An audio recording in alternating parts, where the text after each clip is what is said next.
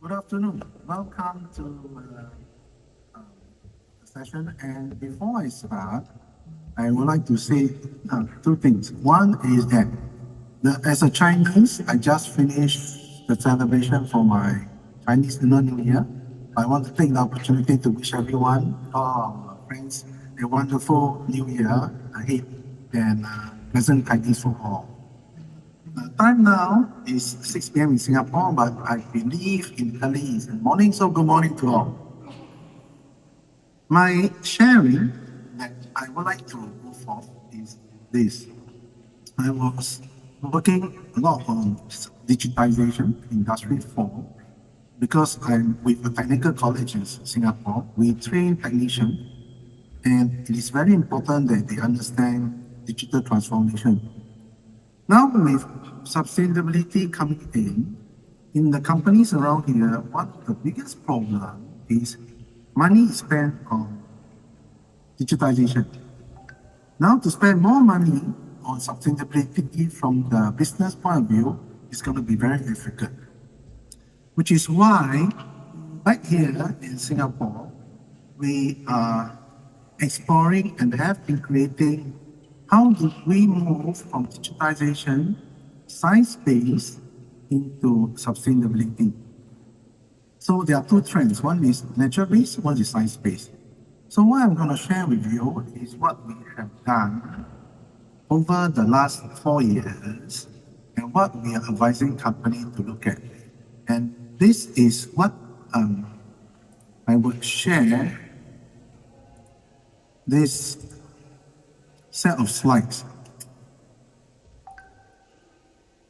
Can you all see this? Can you all see the slides? Yes? Just a while. We have your slides. We are going to. Yes, I have shared. Yeah. We have them. Just a while. We are going to show Yes. you.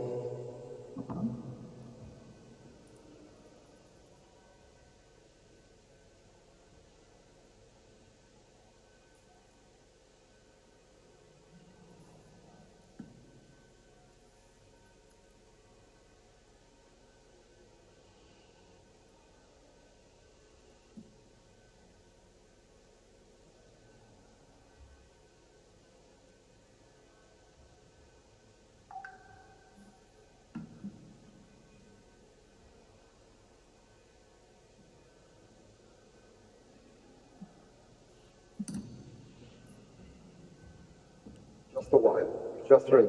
Just a second.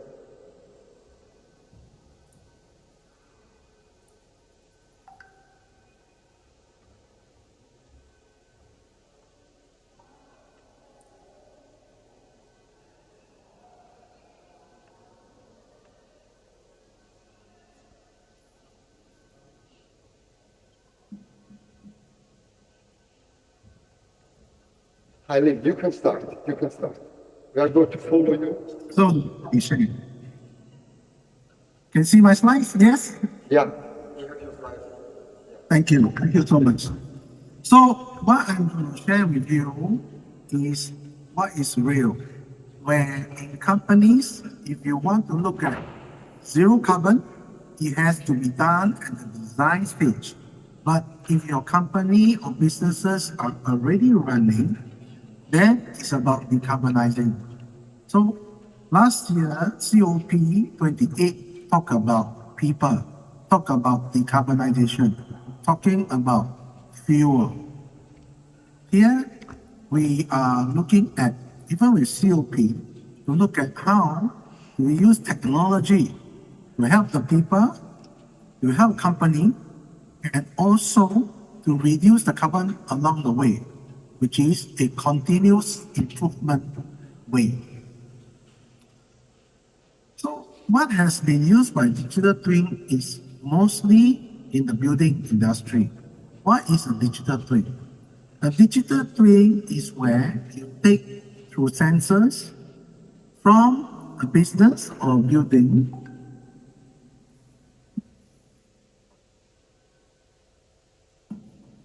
where you can take the data, and from the data This is the next slide, digital twin technology role. You take the data and you run it into a simulation. So with that digital twin, you can use it to predict what is your carbon footprint you will be using even before you want to implement. So it's a continuous improvement. With each continuous improvement step, you decarbonize. Next is the optimization. Because it is very difficult to run a business and make a change without optimizing for resources, optimizing for finance. The third is energy and material use, using forecasting. Now, has this been implemented? Yes. And the cost to implement digital twin is not high. Next slide. Because digital twin lives on the existing process. And many companies are all going digitization. The digital twins is collecting the data to ensure that you understand your operation. That's why you capture data from sensor. When you have the data, you integrate into simulation in the framework. The organization can continuously understand what environmental impact, what carbon footprint, so that you can use what you know for two things. You can use it as carbon credit. Carbon credit where you can know how to offset or inset. This is something that everyone is looking into now. So in short, digital twins live after you digitize, but cut the cost to ensure sustainability.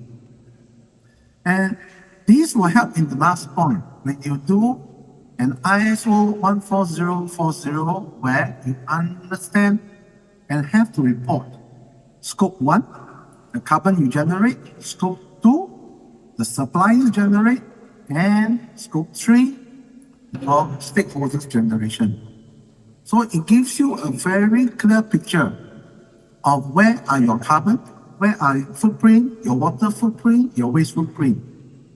This is something that is missing, and when we talk to company, it's easier to accept that sustainability comes in the form of digital twin after you digital transform. My next slide shares with you the actual implementation, which I welcome you to Singapore, to the school I run, where we have developed a digital industry 4 line. You can see in that machine, where we have transformed it into a digital representation, where we can control, gather data. On the, to be your right hand side, you can see the life cycle, where we can read what are the carbon footprint, what are the water footprint, and the waste. We then transform it into the digital twin line, where as we run, for every action we change, we can understand how much of the carbon that we are generating and what do we need to do through carbon kaizen to reduce it. The next slide. Why should we do that? It's because with this, you can ensure that you know your energy consumption. You can measure it, and you can relate it to the process and resource optimization. And why do we need to have smart factory? Because in today's world, the product requirement changes all the time. And because it changes all the time, it needs to be agile. Your forecasting, your budget planning changes all the time. By having the digital twin in the smart factory, you have a good foresight of how do you use and collect the footprint. Secondly, the supply chain. Because when you have your own twin, you are able to optimize the inventory levels that you can work with your supply chain. This will cut down the cost. In sustainability, this is helping us share value. We are here making all these changes is because we want a healthy and safe planet for us, for our generations of children. By having this, we are able to use technology, science-based approach to ensure that the resources are used correctly, precisely, and inside. So that we can go to point 3, that we are able to reduce the manufacturing and the waste upfront at the product design level. Because when we do that, we know what is the regulatory, the environmental impact, and most important, upfront with all the data we have from smart factory, supply chain. Even before we run the line, when we run through a digital twin, we can find that we can deliver eco-friendly products to the market. My next slide shows you that the digital twin can be implemented even for the marine industry. One of the biggest change in the marine industry is either using alternative fuel, green hydrogen, blue hydrogen, and even high voltage impact engine. We are looking at how do we implement digital twin for this engine. On the left-hand side, this is a typical marine engine, diesel. On the top right-hand side is where we are running a change into a system that runs on electric. In Singapore, the first electric freighter will be ready and launched on the 28th of March. We are working with them whereby we can run a digital twin and using simple Excel, because this company are a small company, they do not want to spend so much time, we are able to look at what is the fuel consumption, what is the total carbon required as they run the engine. My next slide will bring in why we need digital twins for marine. Because at the moment, in the marine industry, it is one of the highest pollutant factor together with the airline in the transport industry.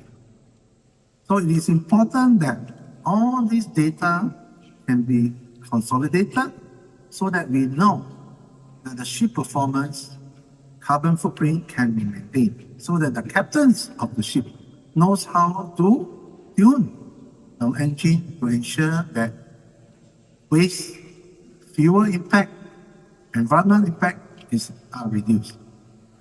How to do that?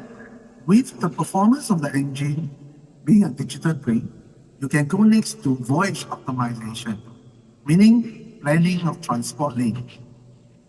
You can plan a transport lane to your engine and speed so that you have minimum fuel consumption. And that will reduce carbon.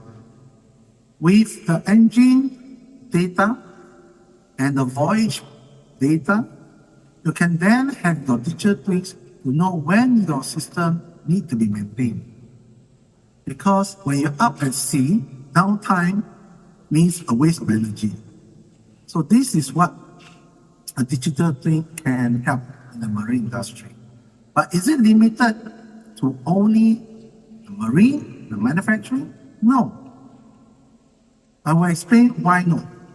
Because in this slide, the next slide, the digital twin starting point is that it is not a digital transformation. It is a continuous improvement tool. And like any industrial improvement tool, there are steps to implementing this. Now, these are the 10 steps that we have conducted, and this is what I hope to share with everyone. The first is what's the objective and the scope. Next, you need to collect data. You need to develop digital twin with this data. Most important is you need to calibrate and validate. How do you calibrate and validate? When you have done step 1 to step 3, you can put in running data to see what is the response. Once you have calibrate and validate, you can start doing your carbon footprint modeling. Why this is different at stage 5 and not at stage 4? Because every country regulation for carbon footprint factor is different. In Singapore, we have a factor of 3.68. In US, it could be different. So this is where the carbon factor needs to be modeled in. Once you have this model, you can go to 6, 7, and 8, where you actually run it to forecast. As in the manufacturing, where you can look at what are the waste and energy required, or in the marine, where you can look at voyage planning and engine consumption. Number point 8 is where, as you work with your digital twin to test your system before they run, you are improving, continuously improving. And anything that deals with improving has to look at stakeholders' engagement. Why? Because the user, the engineers, the customer must know how to use it. And as other technology around the physical engine, around the physical manufacturing system change, you need to evaluate and adapt. So based on this methodology, the next slide shows that you can do it for logistics. It is already done now. Actually, I wrote to the ministry that in US now, one of the biggest new business is actually in route optimization using digital twin. US now, people are using planning route based on what is the optimized and how do you relate to the delivery. That will then bring the vehicle fleet management to reduce idle time, but most important is to reduce the engine stay time, which means that the car is waiting, the vehicle is waiting. It is not doing anything useful but polluting the air. And last but not least, once the route and the vehicle or the input transport are completed, your space planning will reduce. With the warehouse space optimized and reduced, you have less energy from lighting, from air conditioning, from fan. So everything falls in place nicely. Extending this in the next slide for food industry. This is something that we are looking very closely in, is in precision agriculture. Because at the moment, there is a lot of work done, particularly in Singapore, in urban farming. But this is still a feed forward. That is to say, they plant, they farm, and they collect. But the data itself is not planned ahead, which is why there is still a lot of waste. Plants die. If you have the data, you can run a simulation, you can feed forward what soil pH level required. How do you maintain? This generation of agriculture food then goes to transporting it. So the cold chain is very important. Why is it important? It's because in the cold chain, you're transporting food from one place to another, from farm to distribution to retail, and from retail to consumer. If the simulation in the digital twin, getting in the data, is used proper, you have no waste of food. I was talking to some supermarket owners, and they say that typically 40% of the food is waste during transport because it has gone bad. They like to call it ugly fruits. And I understand that some people are actually making a business out of ugly fruits. Which brings me to the third point for the food industry, your product life cycle. Now, in digital twin, it can go all the way up to component. That means one fruit. It can go further, a couple of fruits. what we call a product. Then it moves up to many processes. Farming in precision agriculture, distribution in cold system. These are systems that you, at the end of the day, can use it for product life cycle tracking as a process. It doesn't end here. So far, we have seen digital twin in manufacturing, in marine, in logistics, in food. The next slide is that it can go all the way to retailing, service industry, where, as I've mentioned, digital twins are just finding its foothold in building, in BIM, Building Information System. In store operation, you can actually use digital twin to monitor what are energy use based on foot traffic or people counting, and product placement, where can you look at the footprint so that you can optimize your layout, lighting, your aircon, a smart store to reduce energy consumption and carbon footprint. You may be aware, Amazon has an Amazon store, which is there is no more service retail. You go in with a RFID, every time you take a product out, it records. So all this data, which is available due to digital transformation in Industry 4, now allows this. And this is what I'm trying to share with you. After digitization, use digital twin as a continuous improvement tool so that you can monitor, manage the footprint. Inventory management, like the warehouse management, you're able to work out what are the inventory, what is the projection, so that you manage less stock level. But most important, as I've shared, transportation is the biggest contribution to GHG gas. If can reduce the transportation on the vehicle, this will mean a lot to the next generation. Last but not least, customer engagement. Yes, you can actually implement it as a digital twin to look at behavior analytics. You are trying that out now so that people don't have to buy too many things. Because if you overproduce, Mura, you create waste. So the potential is limitless. And I hope that with this in mind, in the final conclusion slide, is that sharing with all of my brothers and sisters here and the participants, and hopefully the COP29, that you can use digital twin as a decarbonizing effort, building on digital transformation.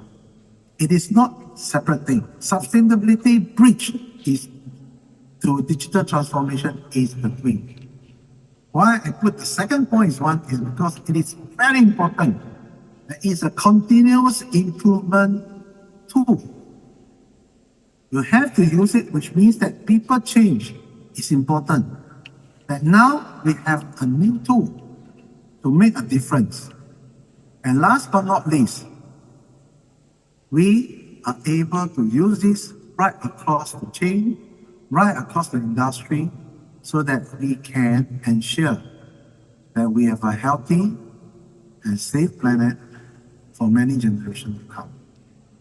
And this ends my sharing. Thank you so much. I hope it has been useful to you. Thank you so much to you, Lee. Thank you. For your